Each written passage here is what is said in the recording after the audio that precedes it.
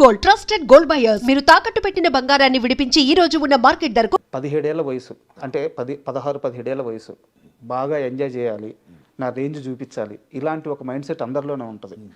నానమ్మ ఒక మాట అడిగిందని చెప్పేసి వెళ్ళి శబ్దాలయలో ఆ కింద ఫ్లోర్లో పనుకొని అక్కడే తింటా, అక్కడే నిద్రపోతా, అక్కడే పనిచేసేటప్పుడు మీకు ఈ బ్యాక్గ్రౌండ్ ఏం గుర్తురాలేదా? నాకు అక్కడ ఒక సామ్రాజ్యం ఉంది, వేల కోట్ల రూపాయల ఆస్తి ఉంది, నేను తలుచుకుంటే ఏమైనా చేయగలను, ఇన్నిటిని వదిలేసి ఆ ఏజ్లో అంత మెచ్యూర్గా ఆలోచించే అంత ఆ శక్తి ఎలా వచ్చింది? ఫస్ట్ ఆఫ్ ఆల్ అలా ఆలోచించే అవకాశం ఇవ్వలేదు ఇంట్లో ఫస్ట్. ఎప్పుడు ఎవరు, నాన్నగారా నాన్నమ్మగారా? నాన్నమ్మ గారు దగ్గర నుంచి వస్తుంది, అందరం ఆవిడ ఫుడ్ స్టెప్స్తోనే ఫాలో అయ్యాం కాబట్టి.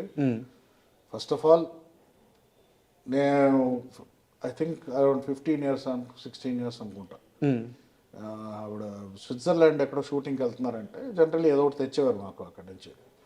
ఆ రోజు నేను వెళ్ళి ఏం కావాలి నీకు అక్కడి నుంచి అని అడిగితే నేను వస్తాను స్విట్జర్లాండ్కి అన్నాను. ఓకే అంటే ఆవిడ నీవు డబ్బులు అన్నారు. లేవన్నా. మరి ఎలా వెళ్తావు అన్నా. నీ డబ్బులతో నువ్వు వెళ్ళు అన్నారు. నేను నీకు తెచ్చేదే ఎక్కువ, నువ్వు ట్రావెల్ అవ్వాలంటే ఒక ఖర్చు, అది ఎంత అవుద్ది, ఆ కష్టం తెలిస్తే నువ్వు ఎంజాయ్ చేస్తావు ట్రిప్ని. ఊరికైనా వెళ్ళిపోతే నువ్వు అసలు ఆ కష్టం తెలియదు, ఎప్పుడు నేర్చుకుంటావు రెస్పాన్సిబిలిటీని అప్పటి నుంచి స్టార్ట్ చేశాను ఫస్ట్. ఆవిడ చాలా డిసప్పాయింట్ అయిపోయాను. 2-3 days అలా ఎలా అడిగాడు, అది కరెక్ట్ కాదు కదా, అంత తేలిక కాదు కదా మన లైఫ్. నేను హర్ట్ అయిపోయాను. అంటే నాకు ఒక కోరిక అంతే, ట్రావెల్ అవ్వాలి, అందరూ మాట్లాడింది, బట్ అది అంత తప్ప అని నేను రియలైజ్ అయ్యాను అప్పుడు. దాని తర్వాత ఇంకెప్పుడు అన్ని గుండెలు రాలేదు నాకు, ఇంకోసారి ఏదైనా అడగాలి. సో మనం ఎలా ట్యూన్ చేశారంటే ఫస్ట్ నుంచి ఎప్పుడు మన కష్టమే ఇంపార్టెంట్. ఎప్పుడు నీకు దారి ఈరోజు నేను ఉన్నాను, రేపు లేకపోతే నువ్వు ఏం చేస్తావు ఒకటారి రియాలిటీ చెక్లోనే పెంచారు 100%. ఈరోజు ఈ ఆస్తులు ఉన్నాయి, రేపు ఉండకపోతే ఏం చేస్తావు, ఈ క్వశ్చన్స్ అడిగాడు. ఇది ఏంటంటే ఇవి బాగా డీప్గా నాలో పాతుకుపోయినాయి. సో ఆ పరంగా ఆలోచించేవాడిని కానీ. అండ్ ఎప్పుడైతే యాక్టింగ్ అది వద్దన్నారు, సో ఓకే, నాకు ఆ డైరెక్షన్ ఇంట్రెస్ట్ నాకు ఎప్పుడు. సో ఎడిటింగ్ ఫస్ట్ యానిమేషన్, ఇది ఏదో ఒకటి చేయాలి, దాంతో ఎడిటర్గా వెళ్ళా. ఇదన్నీ ప్లాన్ చేసుకోలేదు, బట్ ఏదో ఒకటి చేయాలన్న ఒక ఇంట్రెస్ట్తో ముందరికి వెళ్ళా. మీరు ఎడిటర్గా ఫస్ట్ కృష్ణవంశీ గారి సినిమా వర్క్ చేశారు. అవును. 2 days బ్యాక్ నేను సి రామప్రసాద్ గారికి సినిమాటోగ్రఫీ ఆయన ఇంటర్వ్యూ చేశాను. రైట్. కృష్ణవంశీ పని విషయానికి వస్తే రాక్షసుడు, మనిషి కాదు, భోజనం కూడా తినేవాడు, పని చేస్తా చచ్చిపోరా ఎవరు అడుగుతారు, ఇలా మాట్లాడే మనిషి అని చెప్పాను అనమాట. మీరు కృష్ణవంశీ గారితో వర్క్ చేసేటప్పుడు మీకు ఎలాంటి ఎక్స్పీరియన్స్ ఎదురైంది? నాకు అంటే అది it was one of the best experience నాకు. ఎందుకంటే నేను ఐ వాజ్ వెరీ యంగ్. నేను వచ్చినప్పుడు 18 years సంథింగ్, అప్పుడే పరిచయం అయ్యాను. సో మనకి ఇండస్ట్రీలో వర్క్ ఎలా ఉంటుంది అంటే ఫస్ట్ హ్యాండ్ ఎడిటర్గా ఎలా ఉంటుందో మనకి ఇవన్నీ తెలియదు. సో ఆయన స్టార్ట్ అవడమే ఆయన వర్క్ ప్యాటర్న్కి అలవాటు అయిపోయాను నేను. ఓకే, ఇంతే ఇలా చేయాల్సి వస్తుంది, ఏదైనా హార్డ్ వర్క్ లేకపోతే పైకి రారని ఒక మైండ్లో ఉంటుంది. ఆయన వర్క్ ఇప్పుడు చెప్పాలంటే ఇప్పుడు అర్థం అవుతుంది, ఎందుకంటే మిగతా డైరెక్టర్స్తో కూడా పనిచేశాను. కరెక్ట్. సో ఆయన డీటెయిలింగ్ ఎక్కువ ఉంటుందండి. అండ్ ఆయన ఏదో అనుకొని తీస్తారు. ఆయన ఇంప్రొవైజేషన్లు చాలా ఉంటాయి. మళ్ళీ చిన్న ఎగ్జాంపుల్ ఏదన్నా సీన్ గురించి మీ ఇద్దరి మధ్య డిస్కషన్ చెప్తారా? నాకు అంటే ఆయనకి నాకు టెక్నికల్గానే ఎక్కువ డిస్కషన్ ఉండేదండి.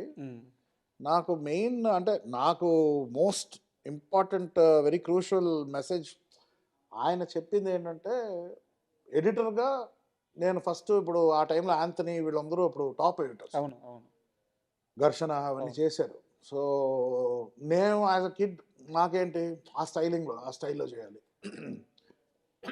కూల్గా ఉండాలి, ఎడిటర్ ఎంటీవీ స్టైల్లో ఉండాలి, ఆయనకు నచ్చేది అది. బట్ ఏంటంటారంటే ఎమోషన్ రావట్లేదు అంటారు. నాకు అర్థమయ్యేది కాదు. ఇప్పుడు చేజ్లో ఎమోషన్ ఏముంది, చేసే కదా అని.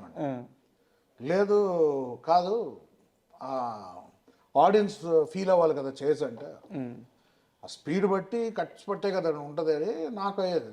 అర్థమయ్యేది కదా ఏం చెప్పేవారు. బట్ నాకు రాఖీ టైంలో కొంచెం అర్థం ఆయన కరెక్ట్గా అంటే ఆయన హడావిడిలో ఆయనకు అర్థమైనట్టుగా ఆయన చెప్పేవారు, నాకు అర్థమయ్యేది కాదు. ఒక ఎక్స్పీరియన్స్ వచ్చింది. నా కోపం వచ్చేసేది, బట్ ఎక్కడ చెప్పుకుంటాం, ఫ్రెండ్కి చెప్పుకున్నాను.